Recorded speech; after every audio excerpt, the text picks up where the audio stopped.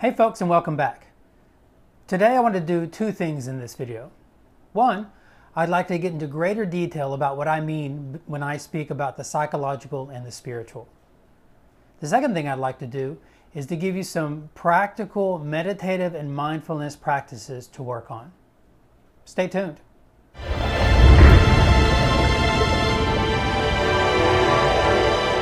Alrighty, let's talk some theory before we get to the practical.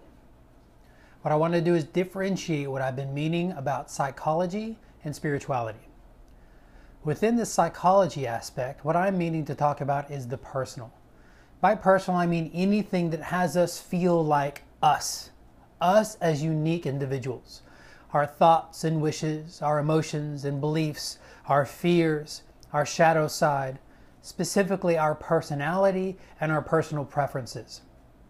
Traditionally, psychology has been what has been used to discuss and explain and understand that whole long list. And from my understanding, psychology basically ignored spirituality up until about the 60s or 70s, depending on how you want to differentiate. Until that time, psychology was purely about what would be called ego and ego strength. Had nothing to do and didn't even talk about or even admit to anything beyond that aspect. In the spiritual, what we're talking about is that which transcends the psychological. And it could be called the impersonal because it's really kind of the exact opposite. In the spiritual aspect, the impersonal components of ourselves are those things that allow us to be more than or go beyond the personal. Practically speaking, that looks like and feels like peace, stillness, and most specifically space. You might have heard the phrase pure awareness. That's kind of one of the phrases that has been used a lot to describe this place. Pure awareness meaning awareness without any cumbersome object to get in the way. Now that can start getting into some technical talk, because when people talk spirituality, very largely, really what they're talking about is the highest in order of spiritual awareness, which is the non-dual. It's in that place, supposedly that place, in which the dichotomy between subject and object is gone. So subject being sense of self, object being anything that can be observed. And so you can observe thoughts, you can observe feelings, you can observe behaviors and wishes and fears and all that stuff. So the kind of the standard way that spiritual practice talks about is, since you can be aware of all of those things, you're not that thing. The object that has largely been attacked by the spiritual side, and I mean attacked, is the very personal components that most of us feel make us us. The problem is when psychology ignores, denigrates, or dismisses the spiritual, you have issues. And likewise, if the spiritual ignores or dismisses the psychological, you have issues. Specifically, the personal or psychological without the impersonal or spiritual leads to chaos, suffering, and dis-ease, otherwise known as last Tuesday. Spirituality without psychology leads to, at its most basic, a lack of groundedness in the present-centered awareness of what you are in the moment. Now that sounds like a spiritual phrase, but what I'm meaning to say is you can actually get to what's called spiritual bypass. Spiritual bypass is the process by which you use meditative techniques or spiritual techniques to ignore and push away the psychological, which is really the same kind of things that the psychological is already doing with the self. What I'm really wanting to stress here is that we have to jettison that old language that says that the spiritual or the psychological is better or worse than the other. The truth of the matter is that we are all humans that have within us the personal and the impersonal. There's much too much information out there that attempts to denigrate or ignore one or the other sides, and to the detriment of our own evolution. What's really important here is to know that we must recognize all aspects of ourselves. and aspects really range the entirety of what I've been talking about here, from personal preference to that transcendent, non-local, non-specific awareness.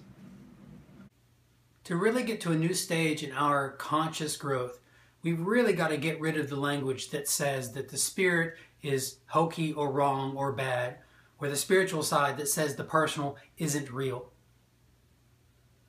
The argument of what really is real is best left to philosophers, and that can be debated forever, and it has been debated pretty much forever.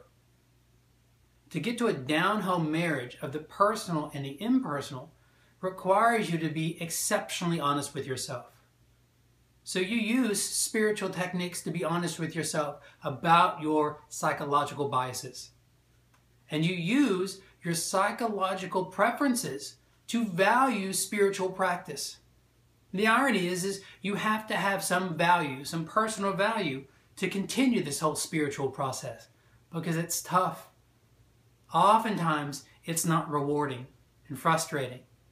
Or even worse, it can be exceptionally lonely.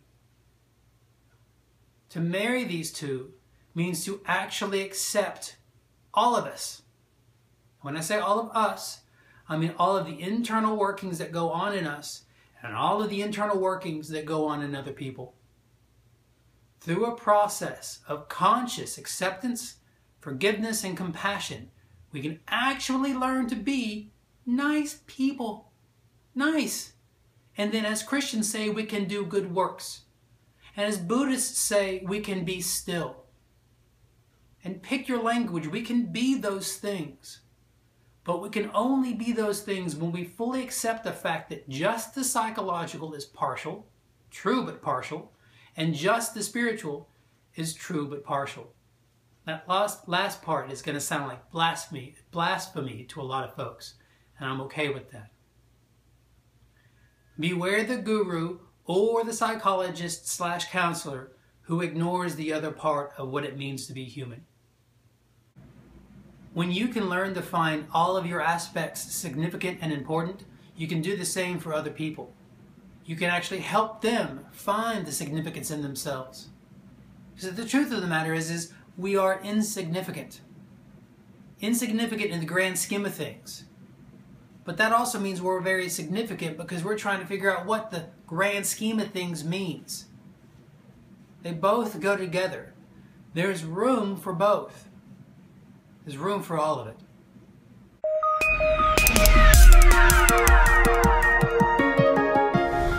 So, there's a lot of good meditation and mindfulness information out there.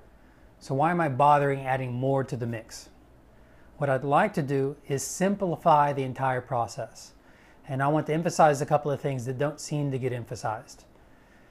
As I mentioned earlier in the video, what meditation allows us to do is to train ourselves to have space between what we call ourselves and our experience of ourselves. And so the experience of ourselves is the thinking, the emotion, and the behaviors that we're doing.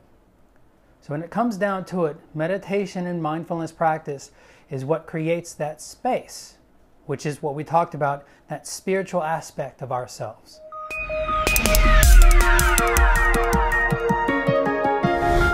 So the practice I teach my clients, all the time, is simply what I call 5 senses meditation. It's a very simple process, and I'll go through it now. What it comes down to is that the body is in the present moment. It can't not be in the present moment. It's the mind that is able to focus and ruminate on the past and focus and fret about the future. The body, however, is always in the present moment. What we can do with these practices is to pick one of our 5 senses and focus on it. So I'm going to teach you some techniques. So just a reminder of the 5 senses: taste, smell, sight, feeling, and hearing. And in this video, I'm going to ignore eating because I don't want to eat in front of you. I think that's kind of weird. But the same process can work for all 5. So the goal here is very simple. You pick one of those 5 sensations and you focus on it, again, without comment. This is called a singing bowl. It's a really lovely mechanism to help you focus on something that you can hear. The process here is very simple. You whack the bowl and you listen to it.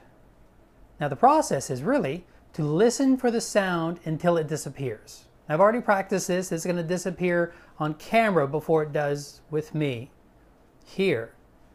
What you can do is just raise your hand or acknowledge when you can't hear it anymore. The goal is to focus completely and totally on the sound without comment. Here we go.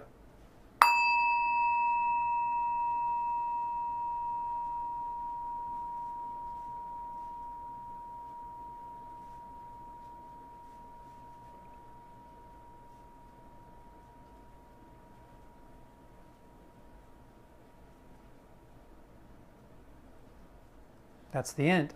How'd you do? For many of you, especially for those folks doing it the first time, you might have had a very difficult time staying focused on just the sound. What you might have noticed is that thoughts immediately came in. Anything, could have been anything, but immediately it pops in and it can be really frustrating. So what I didn't start with is to say this. Anytime you're focusing on the sensation that you've chosen and a thought pops in, and it will, what you do is you say to that thought very kindly and very patiently, not right now, I'm focusing. You do that every single time. So, that's sound. Taste, I'm going to ignore right now. Smell, I kind of have to ignore as well. So there's feeling and there's sight. So let's do feeling.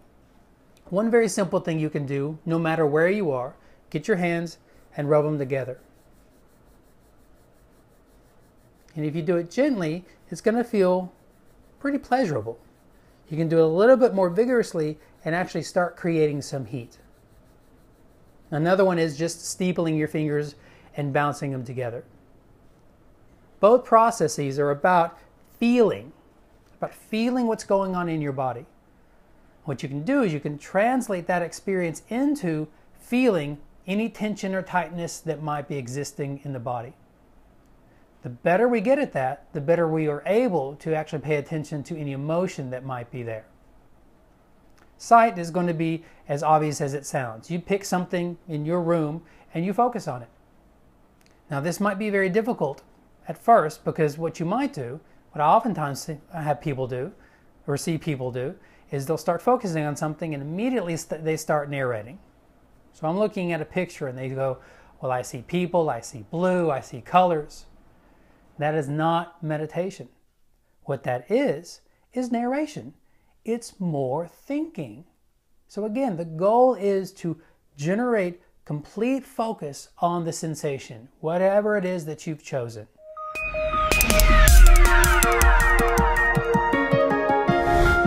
Alrighty, one other thing I want to teach you is belly breathing, otherwise known as abdominal breathing. Now, I've actually had a lot of folks say that they've learned this and I watch them do it and they do it incorrectly. The whole point here is to do it correctly so you can generate what it is you're supposed to generate, and that's calm. So for you science folks out there, I always throw something out like this. What you're doing when you're belly breathing is you're activating the parasympathetic nervous system.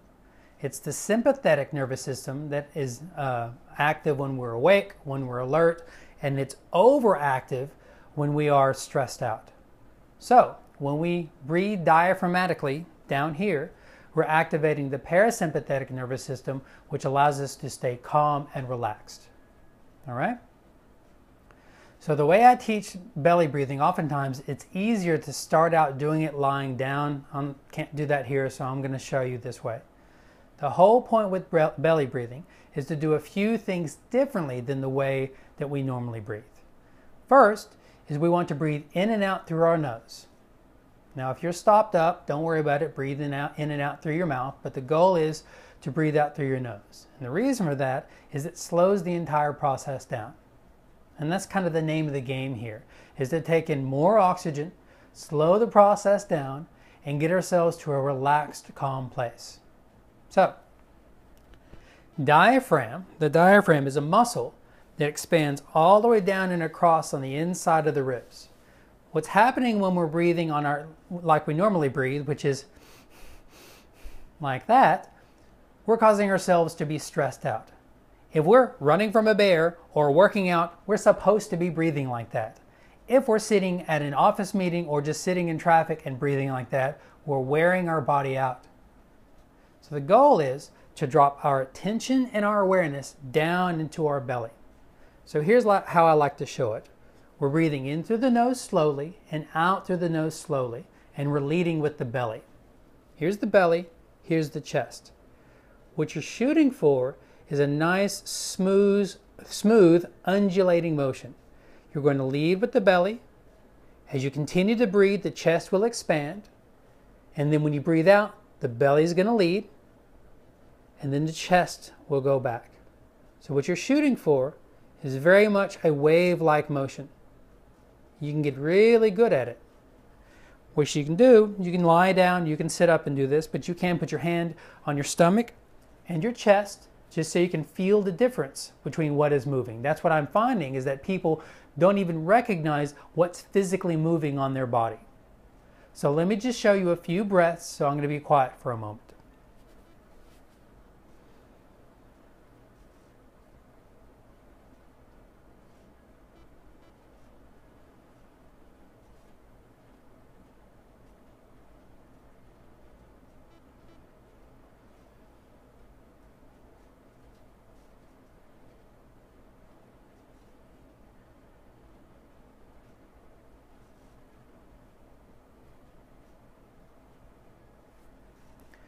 Notice a couple of things. One, the breath was quiet.